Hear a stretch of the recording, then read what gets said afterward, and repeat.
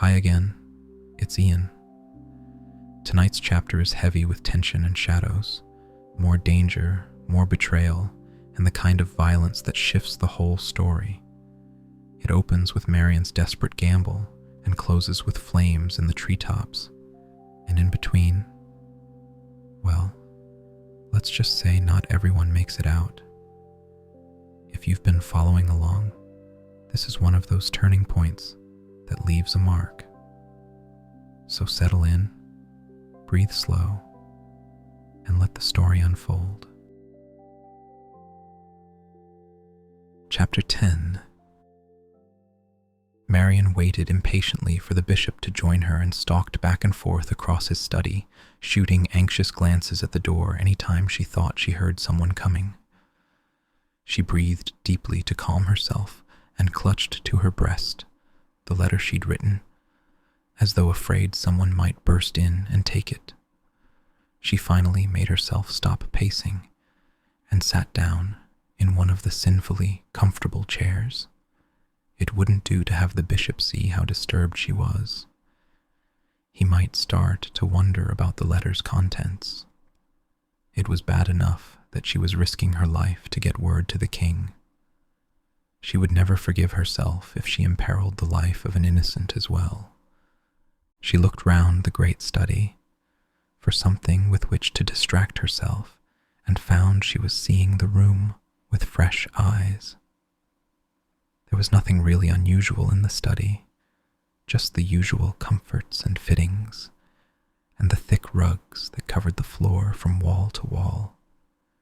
The kind of things you expected to see in the house of a man of noble birth, a man of means and riches. But Marian remembered the way the woodsmen lived in Sherwood and their quiet tales of how they used to live under the sheriff's oppression. She looked at the expensive furniture and the thick, deep rugs, and all she could think was how much food and other essentials that much money could have bought if spent on the needy. The table could have fed a family for a year.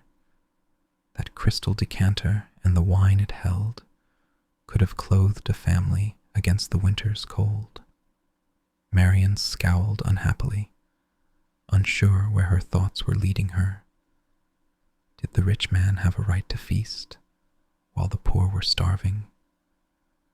The door swung open suddenly, interrupting her thoughts, and Marian rose almost gratefully to her feet as the bishop entered. She curtsied gracefully to him, kissed his ring, and then handed him her letter. The bishop took it, and then raised an eyebrow fractionally, as he saw the letter was already sealed with red wax, bearing the imprint of the Dubois signet ring. He looked at Marian, and she met his gaze steadily. "This is a personal matter, my lord, but one of vital importance. It must go today, and I could think of no one else I can trust." "I understand, my child," said the bishop. He turned the letter over and over in his bejeweled hands, as though looking for some sign of its purpose, and then smiled reassuringly at Marian. "This letter shall go at once with my most trusted emissary. He is waiting just outside." He called out the open door, and a courier entered the study and bowed formally to the bishop and Marian. He looked professional but anonymous, like all his kind, as someone who inevitably brought bad news sooner or later. It paid to be easily overlooked. The bishop passed him the letter, and he slipped it into the leather pouch at his side without looking at it. Marian stepped forward and looked at him earnestly. "You must travel immediately to France. Put this letter directly into the hands of the king and no one else. If it cannot be delivered, destroy it." The courier bowed again in acknowledgement, his expression calm and completely unmoved. Marian's mouth settled into a firm, stubborn line. "One thing more. My lady-in-waiting Sarah will accompany you." The courier looked to the bishop, who frowned unhappily. "My dear, is this wise? I cannot vouch for her safety. The voyage is fraught with danger." "I appreciate your concern," said Marian, "but Sarah is an accomplished rider and well able to take care of herself. I must insist that she accompanies your courier."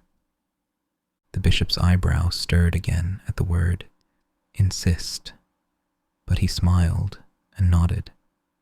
"As you wish, my child, as you wish." Sarah and the courier left the bishop's residence within the hour.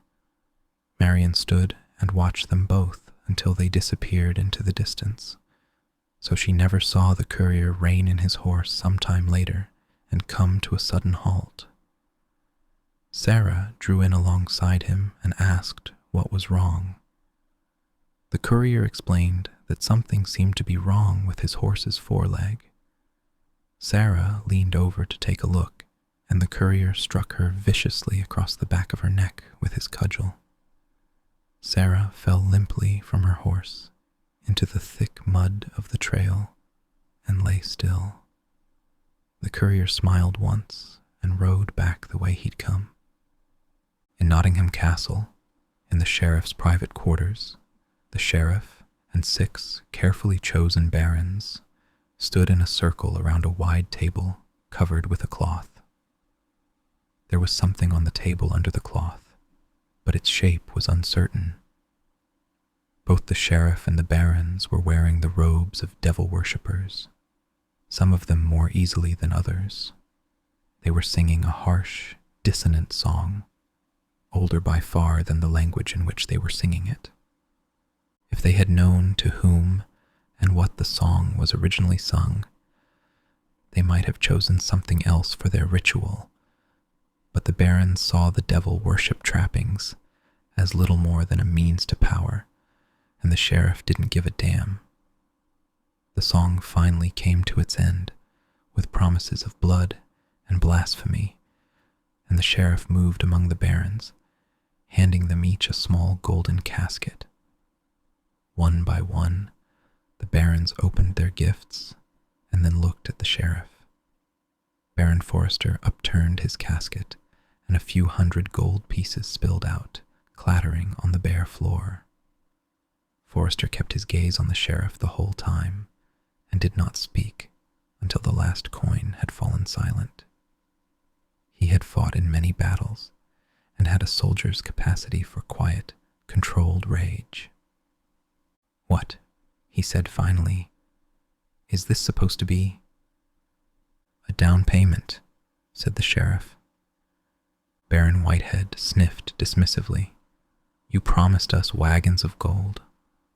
Are your other promises equally untrustworthy?" The sheriff looked at him for a moment, as though fixing the baron's broad, ruddy face in his memory, and then turned away and swept the cloth from the table, revealing a 3-dimensional model of England, Wales, and Scotland, overlaid with a single great pentagram. "There are greater things than gold," said the sheriff. "I offer more land and power than you've ever dreamed of. When I rule England, this island shall be divided between the 7 of us in this room. I offer every wench in Wales for your loins. Cornwall, with all its tin and silver. Scotland to rule as a king. What is gold compared to that?" The barons looked at each other. Baron Lester snorted loudly, unconvinced, open scorn twisting his dark, saturnine features. "You would recruit us to treason, and yet you cannot even get gold safely through your own forest." He looked from one baron to another, smiling unpleasantly. "My lords, why should we risk life and limb for a man who cannot even snare the common bandit who marked his pretty face?" All the barons smiled at that, and a few even chuckled. The sheriff's hand rose briefly to stroke the scar on his cheek, but his calm expression and polite stare didn't waver. "You make a good point, my lord. How can I control all England if I cannot control my own county? The answer is simple. For a special problem, hire special help. Ordered, You may come in now." The door swung open, and the barons looked round, startled. A huge figure filled the doorway, and some of the barons gasped despite themselves, as the figure had to lower his head to get under the lintel. The floor seemed almost to shake under his weight, as he advanced slowly on the barons, and they all but huddled together as he finally came to a halt before them. A great colossus of a man in black armor, his helm roughly shaped into the head of a dragon. He raised his visor, revealing flat, broad features, dominated by the deep tribal scars on his cheeks, and the cold, implacable ferocity in his eyes. "Dear God," said Whitehead finally, forgetting where he was. "It's a Celt. You would ally us with those savages?" "Why not?" said the sheriff. "Who better to deal with outlaws? Ordered and his men will bring me back my gold, and the heads of the men who took it." Baron Forrester studied the huge Celt, trying hard to look unimpressed, as a soldier should. "What can these mercenaries do that our men cannot?" The sheriff looked at the Celt chieftain, who strode unhurriedly over to the open fire, blazing in the hearth against the autumn chill that was slowly seeping through all of the castle. He reached down, and grabbing a burning log with his bare hand, he removed it from the fire and held it out to show it to the watching barons. The two nearest fell back a step, involuntarily, and then tried hard to look as though they hadn't. Ordered thrust the burning wood into the palm of his other hand and held the fire there unblinking for a full 5 seconds before throwing the log back into the fire. Steam rose from his palm, but the Celt's face showed nothing of pain or injury.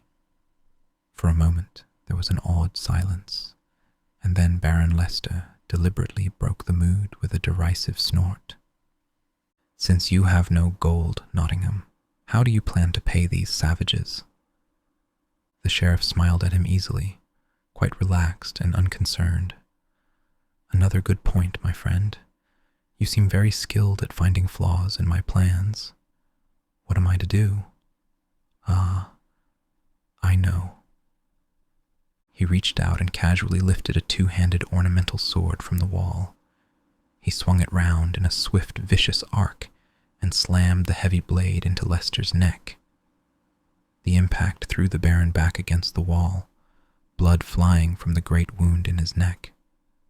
He stared at the sheriff in horror and clutched at his neck with both hands, as though he could somehow force the wound closed. Blood spurted between his fingers. The sheriff smiled at him, holding the sword ready for another blow. The Baron sank to his knees, and the sheriff struck again, putting his back into it. The heavy blade tore Lester's head from his shoulders, and it flew across the room to land on the model of England, staining its hills and rivers with blood. The barons fell back from the table, crying out in shock and horror, as Lester's head stared at them with empty eyes. Some turned as though to run, but the Celt was between them and the door. They crowded together like frightened children and turned reluctantly back to face the waiting sheriff. He stood leaning on his sword, smiling calmly. He wasn't even breathing hard. There was a splash of blood on his face, but he made no move to wipe it off. "I've always favored the direct method in dealing with problems," he said cheerfully, "including Robin Hood. Does anyone here have any problems with that?" The barons shook their heads mutely. "Good," said the sheriff. "I'm so glad we had the chance for this little chat. Is there anything more you'd like to say to me before you leave?" The barons looked at each other, and finally, Baron Forrester cleared his throat nervously. "Assuming Ordred and his men can recover your gold and deal with the woodsman, you must still wed royal kin before we can act openly." Baron Whitehead nodded quickly.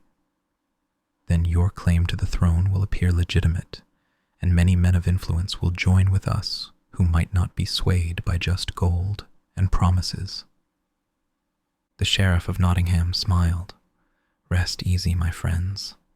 I already have someone in mind.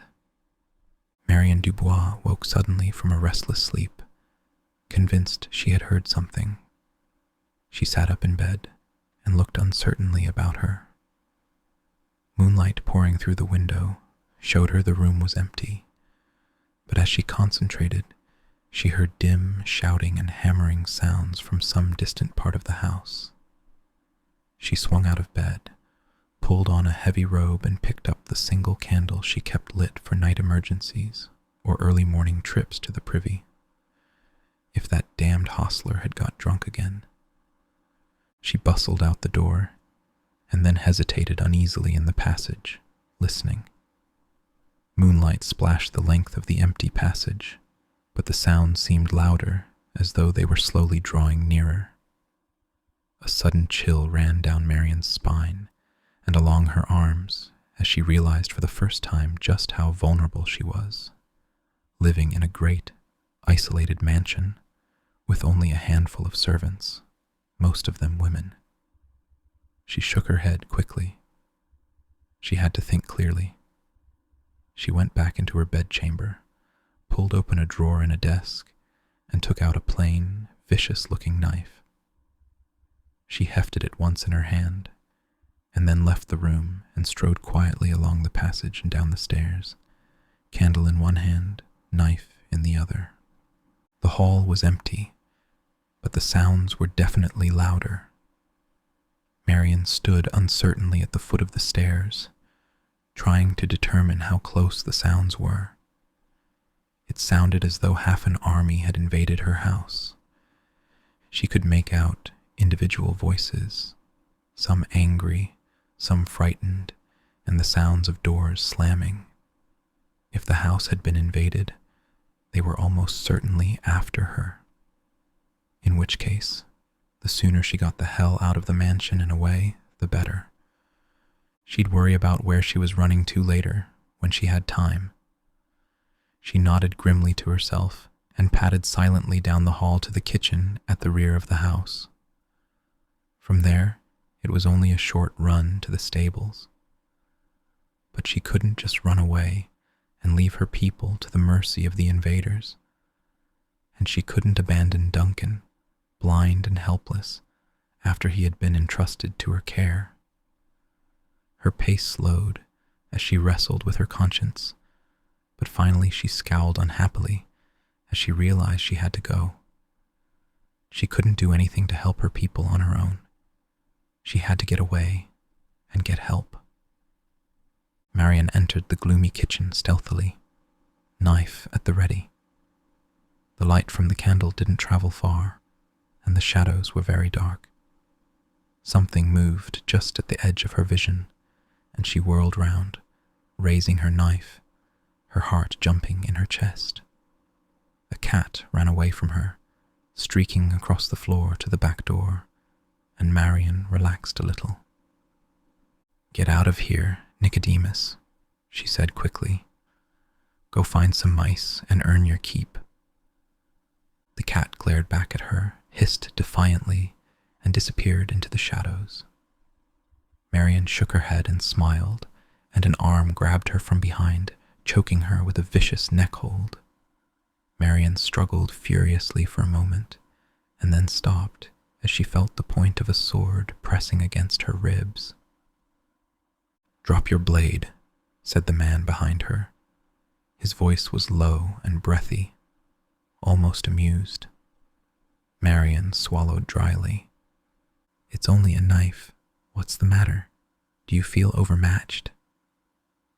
The hold across her throat tightened, cutting off her air, and the sword point jabbed painfully between her ribs. Marion dropped the knife, and her attacker released his hold and pushed her forward violently. She crashed painfully into the kitchen table and spun round, glaring at the soldier before her as she massaged her bruised throat.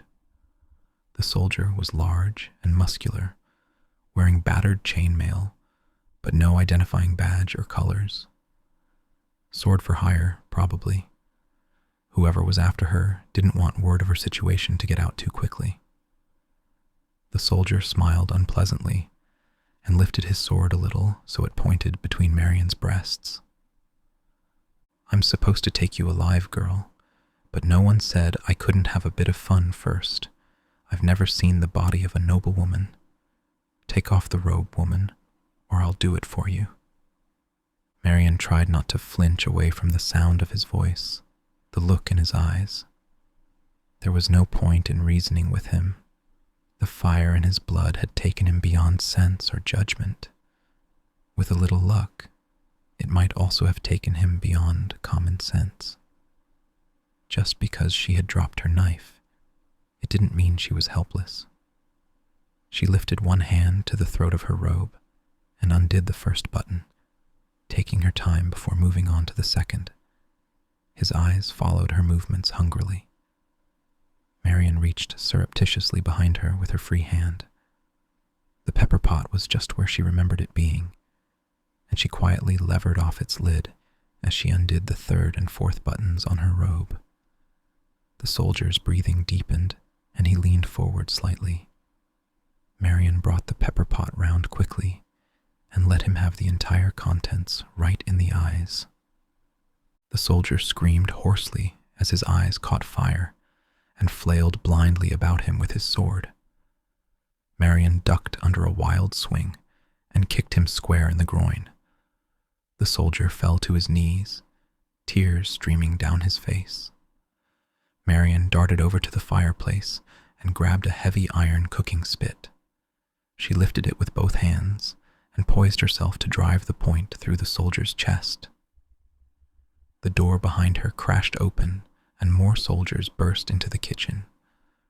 They fell upon her before she could turn, wrestled the spit away from her, and dragged her out of the kitchen and into the night. Out in the courtyard there were soldiers everywhere, running in and out of the mansion and dragging away protesting servants.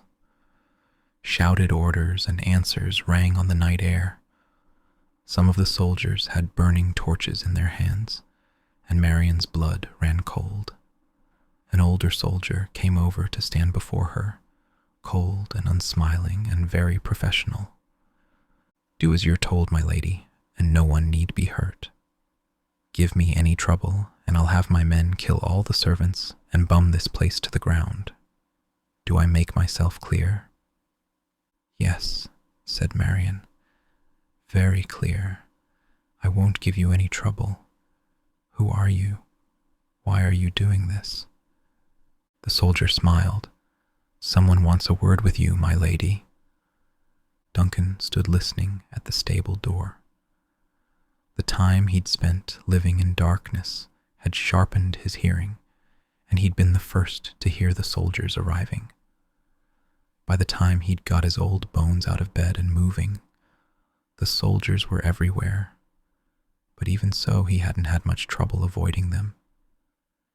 He was a lot more used to moving around in the dark than they were. But what to do? What to do? He couldn't fight these people, but perhaps he could carry word to the man who could. Master Robin would know what to do. He always knew what to do. Duncan groped silently through the stables to where the horses were tethered. He had to be quick. It wouldn't take the soldiers long to get around to checking the stables. He quickly located Robin's horse by its smell, as familiar and distinctive to him as a voice. There was no time for a saddle, but he managed to fit a bridle and reins with a little cooperation from the horse. He patted the animal's neck fondly and whispered in its ear, "This night, old friend, I must depend on your eyes." He found a mounting block and clambered onto the horse's back. He took up the reins, braced himself, and dug in his heels. The horse shot forward, burst out of the stables, and charged across the courtyard, scattering soldiers left and right. Duncan, hung on grimly as the horse sped off into the night, and he headed the animal in what he remembered as the right direction for Sherwood. He urged the horse to as fast a speed as he dared and listened for the sound of pursuit. He couldn't hear any hoofbeats apart from his own, and the night seemed quiet. Presumably, the soldiers thought he wasn't important enough to worry about. Duncan smiled grimly. He'd show them. He clung tightly to the reins and urged the horse on. He didn't see the dark figures that followed silently behind him on foot. He followed the trail to Sherwood easily enough. It was a well-used road, and the horse knew the way from before, so all Duncan had to do was keep the animal pointing in roughly the right direction. But eventually the horse slowed to a stop and whinnied uncertainly when Duncan tried to persuade it on. Duncan scowled. He vaguely remembered a crossroads at some point in the road, and he came close to panic as he realized he couldn't remember which route led to the forest. Choose the wrong road, and he could end up miles from Sherwood, and he would have failed his master's love. He took a deep breath, let it out in a long, shuddering sigh, and loosened his hold on the reins. "It's up to you now, boy," he said hoarsely. "Take us home. Take us to Master Robin." The horse whinnied softly at the name, hesitated, and then trotted down the left-hand path toward the forest. Duncan never knew how long the journey took. For him, it was an endless dark nightmare of unfamiliar sounds and turnings. The cold night air sank into his bones, and the wind cut viciously at his bare face and hands. He'd had no time to find a cloak, and his thin nightshirt and trousers were little protection against the bitter night. The steady pounding of the long night leached the strength out of him mile by mile until it was all he could do to cling on. But he still knew when the horse finally brought him to Sherwood. The familiar night sounds and smells of the living forest comforted him and put new hope in his heart. He listened intently as the horse carried him along. The waterfall. Where was the waterfall? He strained his ears against the rustling of branches and the soft hooting of a nearby owl, and then he straightened up slightly, as from far away he heard a faint rumbling and splashing. He smiled, relieved, and headed the horse in that direction. He was very tired now, sitting slumped on the horse's back, only holding on by grim determination. Sometimes it seemed to him that he heard noises in the dark behind him, as though someone might be following, but when he stopped the horse to listen, all he ever heard were the quiet sounds of the forest. So he pressed on, one tired old man trying to do his best for those he loved. And death and damnation followed behind him. High in the trees, a lookout saw the lone rider approaching and fired an arrow into the midst of the camp to alert the woodsmen. Robin looked round, startled, as the arrow thudded into the ground. He rounded up half a dozen woodsmen with quick jerks of his head, and together they moved silently to the edge of the clearing. The night seemed quiet enough. Robin frowned up at the lookout, who pointed out the approaching horse and rider. Azim quickly assembled his telescope and stared through it, straining his eyes against the night. And then he lowered the telescope and looked blankly at Robin. "It's Duncan." "Duncan?" said Robin incredulously. "What's he doing back here?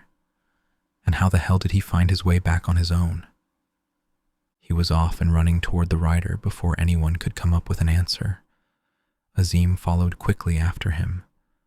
The horse whinnied as it recognized Robin, and Duncan stirred at the sound and almost fell.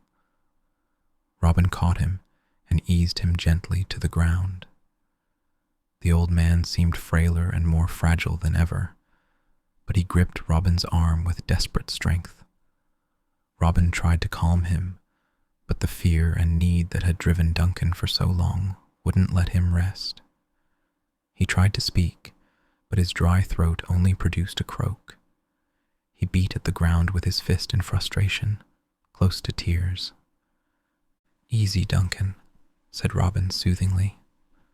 "What's happened?" Duncan swallowed hard and forced words out. "Master Robin, thank God.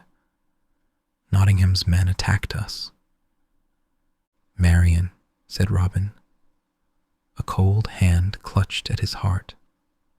"What's happened to Marian?" "They took her," said Duncan. He broke off as harsh coughs shook him like a rag doll. "But I found you. I did well, Master Robin, didn't I?" An arrow thudded into the clearing behind them, followed by another and another. Arrows came whistling in from all sides of the camp as more lookouts raised the alarm. Woodsmen milled about confusedly, grabbing for weapons and looking for the enemy. Azim raised his telescope again and stared out into the night. After a moment he lowered it and looked at Robin with what might have been horror in his eyes. "Allah save us." Robin snatched the telescope from him and looked through it. Off in the distance, at the top of a rise, still and silent in the bright moonlight, a small army of mounted Celts lay spread out behind a huge figure in black armor. There were hundreds of them, wearing hides and skins and leather armor and headpieces in the forms of wild animals. Their faces were scarred and painted in the ancient way, and waiting motionless in the moonlight, they seemed more like ghosts than men. Memories from England's dark past, from the time before civilization, when savagery ruled the land. Robin lowered the telescope, and Will Scarlet snatched it from him. Robin looked down at Duncan's tired, proud face. Scarlet threw the telescope at Azim and whirled on Robin, his face flushed with fury. "Damn you, nobleman! This stupid servant of yours has led them straight to us." He turned and ran back to the clearing, shouting the alarm. Duncan tried to sit up, horror in his face. "What?" "Celts," called Bull, running after Scarlet. "Hundreds of them. They're coming." Up on the rise, the Celt chief ordered, looked impassively down at his enemy, running back and forth in their pathetic little village, like frightened mice. There would be sport this night, blood and fury, and the despoiling of the enemy's women. He heard a horse moving up beside him, but didn't look round. He knew it was the sheriff. No one else would dare approach him at such a time. He turned unhurriedly in his saddle and bowed formally. The sheriff nodded briefly in acknowledgement and stared down at the clearing.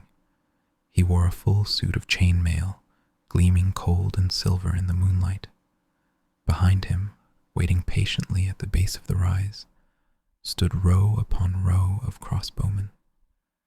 The sheriff finally looked away from the clearing and turned a cold gaze on Ordred. "Remember, I want prisoners." The Celt chief stared down at his prey, and when he spoke, his voice was as much an animal's growl as anything human. "We came to fight." "Nevertheless," said the sheriff sharply, "I need prisoners. Kill and burn to your heart's content, but make sure that some survive for me to try and hang later. The forms must be observed. That is the civilized way." Ordred drew his sword and raised it above his head. He tilted back his great dragon helm and roared in Gaelic at the full moon. The massed ranks of Celts put back their heads and answered him with a long, ululating howl that chilled the sheriff's blood. The chieftain urged his mount forward, and his men followed him. In seconds, they were streaming down the rise to the woodsman's camp like a vast, unstoppable tide. The moonlight gleamed brightly on their swords and axes and their fixed, staring eyes. Little John screamed orders to his men as they ran frantically to prearranged stations, readying themselves to cover the retreating women and children as they scrambled up rope ladders into the safety of the trees. Newer arrivals readied their weapons and their courage and looked for a good place to make a stand. The thunder of the Celts' horses filled the night, and the ground shook beneath the woodsmen's feet. They clutched their swords and axes, knocked arrows to their bows, and stood silently, waiting. Robin had drilled them many times on what to do in the event of an attack, but none of them had ever really thought it would happen. No one was ever going to find the camp. It was too well hidden, the ways in and out too well guarded. But now the sheriff and his men had found them, along with an army of savages from the north, and all the woodsman's plans and training didn't seem nearly enough. Robin and his small group raced back to the camp, the Celts all but snapping at their heels. The savages' war cries were deafeningly close, but none of the woodsmen had time to breathe enough to spare a backward glance. The closely crowded trees slowed the horses down, but that was all. Robin dragged Duncan along with him by brute force, but quickly realized that the old man was just too weak and exhausted to make it to the clearing, and trying to carry him that far would get both of them killed. He stopped suddenly, let go of Duncan, and turned to face the Celts, knocking an arrow to his bow. He aimed and fired 4 arrows in swift succession, and 4 of the leading Celts were thrown from their saddles as though they'd been swept away by invisible hands. The charge didn't falter, and the Celts swept on. Azim ran back to stand beside Robin as he coolly fitted another arrow to his bow. The Celts were very close now. The Moor's eyes narrowed as he expertly judged speeds and distance, and then, at just the right moment, he slashed out with his scimitar to the left and to the right, and 2 Celts, who would have ridden past him, were cut screaming from their saddles. Their blood flew on the cold night air as Azim moved quickly in to finish them off. Another Celt bore down on Robin, while the Moor was preoccupied. Bull started to yell a warning, realized there wasn't time, and threw his dagger with desperate strength. It sank to its hilt in the Celt's throat, and the savage groped blindly at the weapon that had killed him, before slumping forward over his horse's neck. Duncan stumbled on toward the camp. He could hear what was happening around him. Adi could smell fresh blood in the night, though he didn't know whose. Men were dying, and it was all his fault. He'd led the enemy here. He stumbled over a dead body, and his breath almost stopped as he knelt down to search the dead face with his fingers. He breathed easily again as his fingertips stumbled over tribal scars, and he scrabbled around on the blood-soaked earth till he found the savage's sword. He straightened up with the blade in his hand and a look of bitter desperation on his face. He cocked his head to one side, concentrating on the sound of the horses as they drew near, and then he lashed out with his sword at the last moment. He felt the blade bite deeply into something as it passed, and someone screamed in rage and pain. The 2 Celts following close behind hit Duncan at the same time, their blades all but cutting him in two. The horses that came after trampled him underfoot. Robin was fighting back to back with Azim when he saw the old man go down, but the press of horses around him made it impossible to do anything. Finally, the press weakened, and Robin fought his way through the riders to reach the old retainer's side. He knew Duncan was dying the moment he saw him, But the old man had enough strength left in him to grip Robin's hand as he knelt beside him. His mouth moved, but Robin had to lean right over to hear the few whispered words. "Forgive an old fool, Master Robin." And then he was gone. Robin just knelt there for a moment, unable to believe it. Duncan had been there most of his life, servant, companion, friend, and the sheriff had used and discarded him as though he were nothing. Robin rose to his feet, sword in hand, a cold rage giving him new strength and purpose. More Celts were thundering out of the night toward him. Robin sheathed his sword, knocked an arrow to his bow, and killed a Celt with it. He fired again and again, punching ragged holes in the massed ranks before him, but he ran out of arrows long before he ran out of targets. He put his back against a tree, drew his sword again, and looked around him. He wasn't far from the edge of the clearing. He could see Little John and Will Scarlet still trying to organize the camp's defenses as Celts charged into the clearing, scattering the woodsmen before them. Robin yelled Little John's name, and he looked briefly in Robin's direction. "Get them into the trees, John. We can't beat them on the ground, but they can't follow us into the trees." "Damn right," growled Scarlet, and made for the nearest ladder. Little John grabbed him by the shoulder and pulled him back. "The others can go, but we stand our ground till Robin and the others are safely back. Now lift that bow and show us some of that skill you're always boasting about."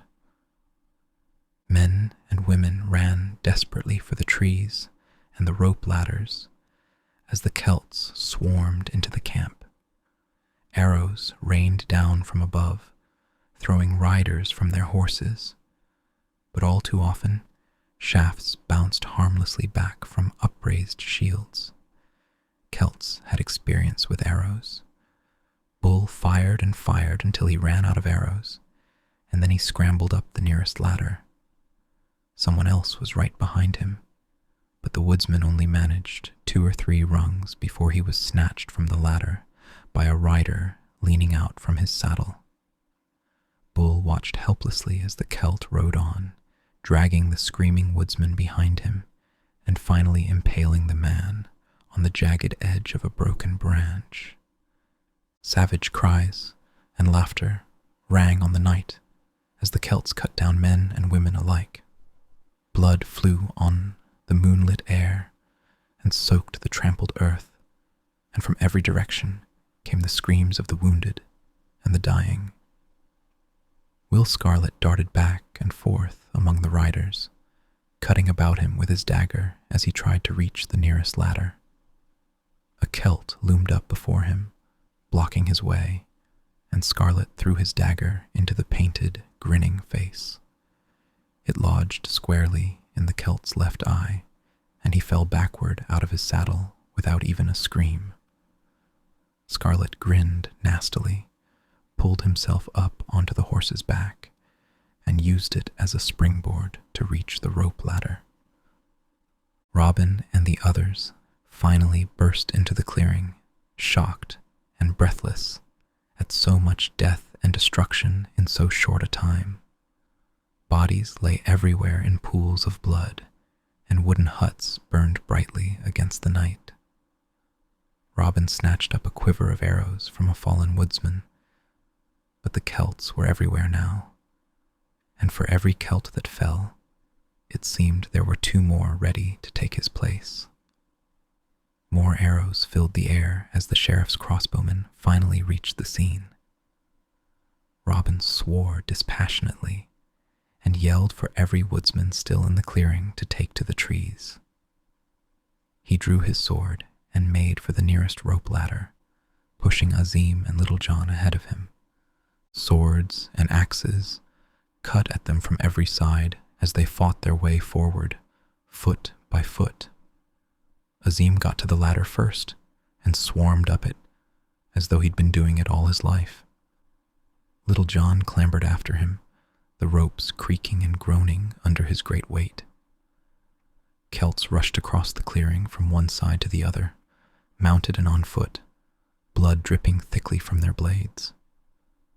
Robin cut desperately about him, trying to open up enough space for him to reach the ladder, but there were just too many Celts crowding around him, and he knew it was only a matter of time before one of them got in a lucky blow.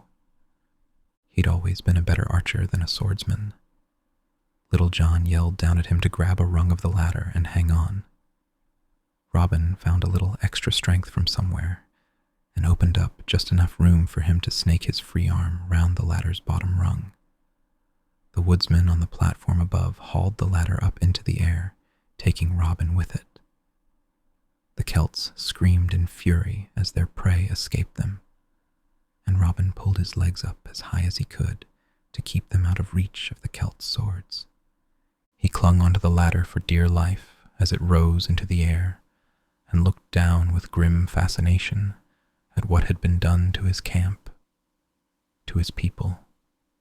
For as far as he could see, Celts moved unopposed through the clearing, cutting hands and ears from the fallen woodsmen for trophies and torching any structure that looked as though it might bum.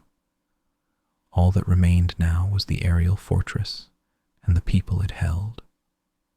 Robin finally reached the platform, and many hands helped him up off the ladder. He nodded his thanks and looked quickly about him, taking in the situation. Men and women and children crowded everywhere on the platforms and rope bridges, but even so, there were nowhere near as many as there should have been. Robin shook his head sickly, and his mouth tightened. There would be a time for vengeance later, but for now, his first priority had to be the safety of those who'd survived. It was clear there were no more of his people left alive below, and he called for all the rope ladders to be pulled up out of reach of the Celts. The woodsmen hauled up the ladders, bringing with them a few Celts who'd clung to the bottom rungs. Robin gestured, and the woodsmen cut free those ladders. The Celts fell screaming 40 feet and more back to the ground. The woodsmen and the sheriff's crossbowmen exchanged arrows for a while, to no great effect, and then the soldiers suddenly broke off the attack. A sudden silence fell across the night, broken only by the crackling flames of the burning buildings. The Celts stood at their ease, watching expectantly. The woodsmen stirred uneasily and looked at each other. They were safe in the trees, safe from the crossbowmen's arrows and the Celts' torches. Any Celt foolish enough to try and set fire to one of the great trees would be cut down by a dozen arrows before he got anywhere near it, and the Celts knew that. And then, from out of the darkness, a ball of fire the size of a man's head flew through the air and smashed into the treetops. A hut burst into flames, the sudden heat leaping out to ignite the rope bridge beside it. A woodsman screamed shrilly as his clothes and hair caught fire. Men and women fell back from the blazing heat, and screams filled the treetops as the burning man fell from the platform and plummeted to the ground below like a howling comet. His screams stopped when he hit the ground, but the flames kept on burning. More fireballs came blazing out of the night to smash into the aerial fortress, and smoke and flames spread quickly among the panicking woodsmen. Flaming arrows arched up from the sheriff's crossbowmen, starting new fires, but Robin just stared dumbly out into the dark. Catapults. They're using catapults. He'd anticipated and planned for everything but that. A blazing arrow thudded into the platform by his feet, and he reached down absently, pulled it out, and dropped it back into the clearing. He snapped awake and yelled for his people to stand their ground and use the water buckets he'd had installed in the huts in case of emergency. Woodsmen staggered back and forth in the thick, choking black smoke, dousing flames wherever they could. but the fire spread faster than they could react, and the dry wood of the fortress burned fiercely. And the fireballs and the fire arrows just kept on coming. Little John moved purposefully among the woodsmen, soothing and steadying them with calm words. Water buckets moved along rope pulleys, and where they couldn't reach, people formed human chains to keep the water moving to where it was needed. Robin ran back and forth across the rope bridges, firing arrow after arrow down at the crossbowmen below to protect the woodsmen as they worked. Will Scarlet ran across a bridge that was already afire, carrying a bucket of water. The ropes were all but coming apart under his feet, but he wouldn't let himself look down. The treetops were hotter than hell, and the water pulleys weren't worth spit, but he was damned if he'd give up. Will Scarlet never gave up. The rope bridge finally collapsed under him, and he threw himself forward onto the platform. He landed on the edge, started to slip back, and scrambled forward until he was safe. He looked down and snarled happily as the mass of burning ropes fell onto the Celts below. He handed over his half-empty bucket of water to a pair of desperate hands and wiped sweat from his face as he seized a moment to get his breath back. Black smoke swirled about him, and his breath hitched painfully in his chest. He crouched down on his haunches to get below the smoke, and for a moment it cleared, showing him the sheriff sitting calmly on his horse at the edge of the clearing, enjoying the sight of so much death and destruction at his command. Scarlet snarled and reached for his bow, but the wind changed and the smoke rolled back, and the moment was gone. Robin fired his final arrow into the shifting smoke, leaned tiredly against a hut wall, and looked helplessly about him. The fire had taken an unbreakable hold on the aerial fortress and was spreading into the trees. There was no point in fighting it anymore. The fire had beaten them. All that was left to him now was to save as many of his people as he could.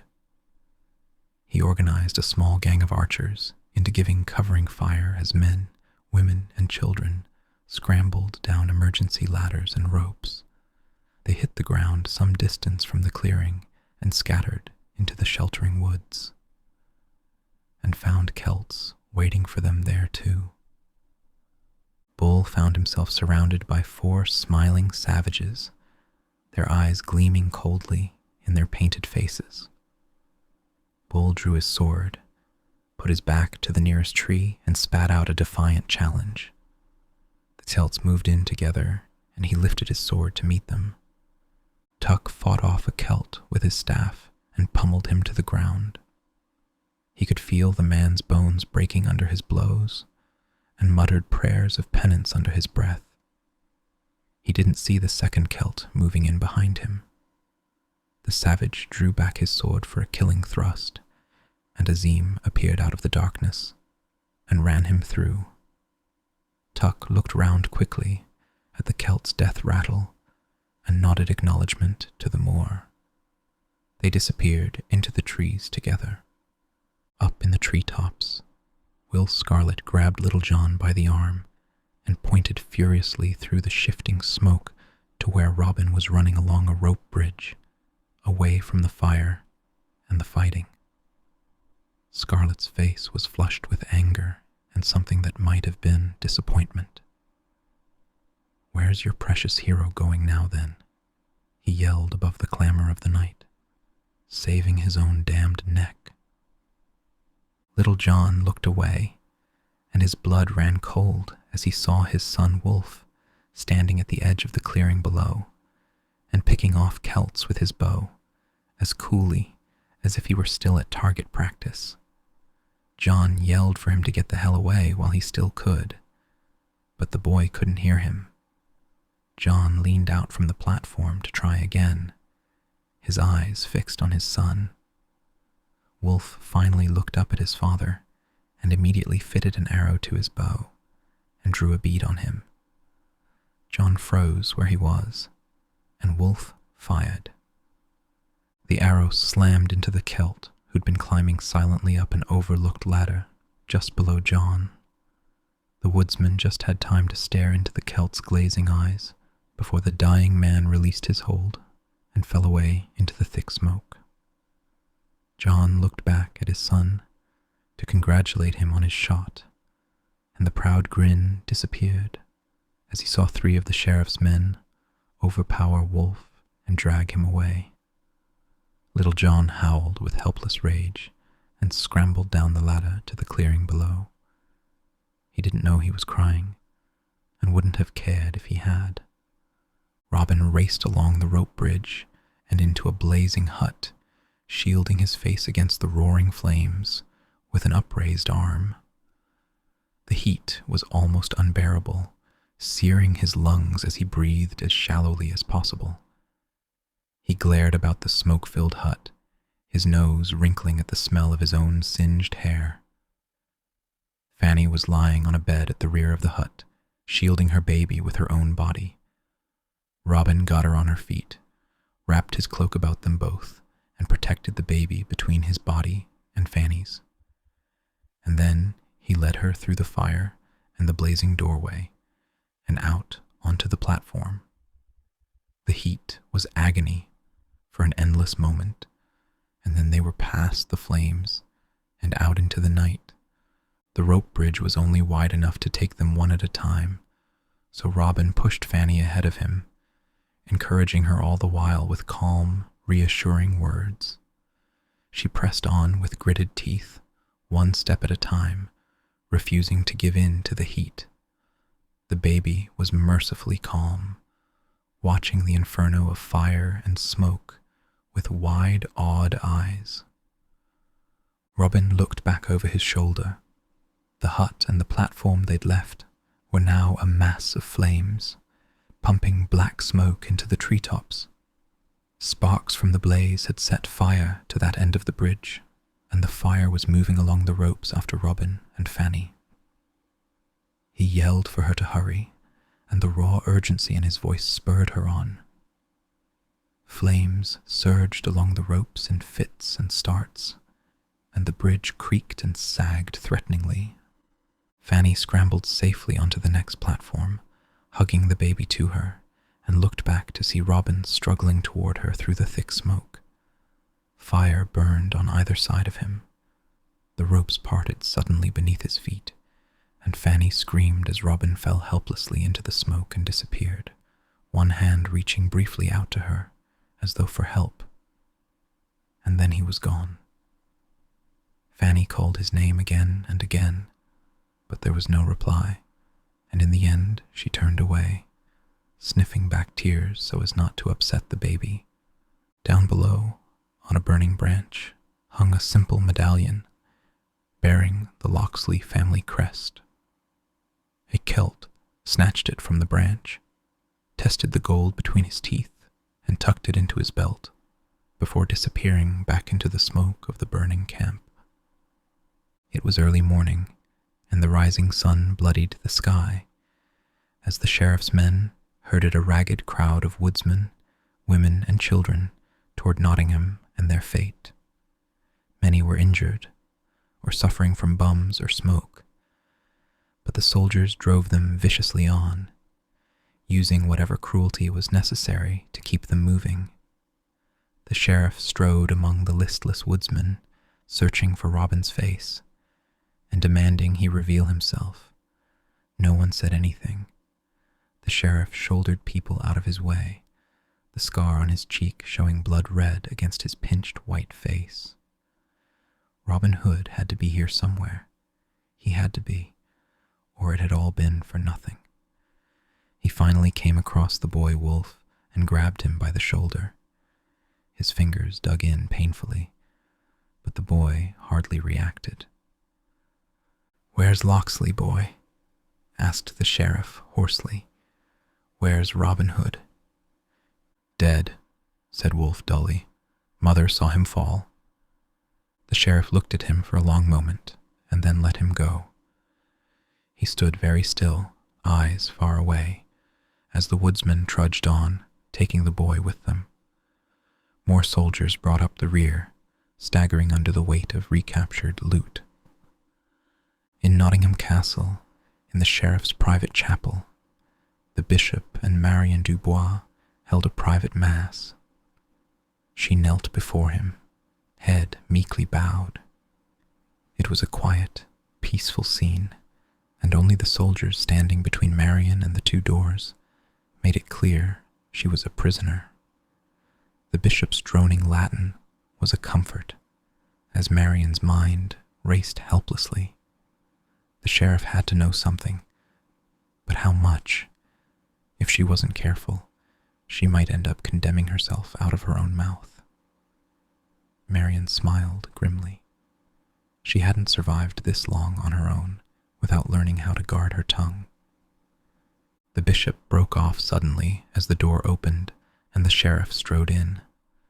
He was dressed in his finest clothes, and there was no mistaking the look of triumph on his face. He smiled at Marion, and she shrank inwardly from the gleam in his eyes. Without having to be told, she knew something had happened, something awful. "My Lady Marion," said the sheriff. "So sorry to have kept you waiting." Marion rose quickly to her feet. She would not kneel before him. "By what right do you drag me from my home and keep me prisoner?" "You misunderstand my intentions," said the sheriff easily. "I have brought you here for your own safety and protection." "Protection from whom?" said Marion, icily. "From yourself, my lady. It seems you have been consorting with the woodsman." Marion held her head erect and met his gaze unflinchingly. "Where do you hear such lies?" The sheriff reached inside his tunic and brought forth the letter Marion had written for King Richard. Marion's heart lurched as she saw the red wax seal had been broken. "Where did I hear?" "From your own hand, my lady." Marion looked speechlessly at the bishop. He shrugged. "I'm sorry, my child, but it was clear to me that you were being led astray." "And now, Marion," said the sheriff, "what am I going to do with you?" Thanks for spending some time with me tonight. I hope I helped you unwind and drift a little closer to sleep. If you're enjoying these readings, there's a whole library of full books and cozy chapters waiting for you over on my Patreon. If you are already a member, then I thank you. It includes exclusive content, bonus episodes, and early access to new releases. You can also become a YouTube member, if you haven't already, to listen ad-free and explore over 280 relaxing readings anytime you like. I'd love to have you there. Sweet dreams, and I'll see you in the next one.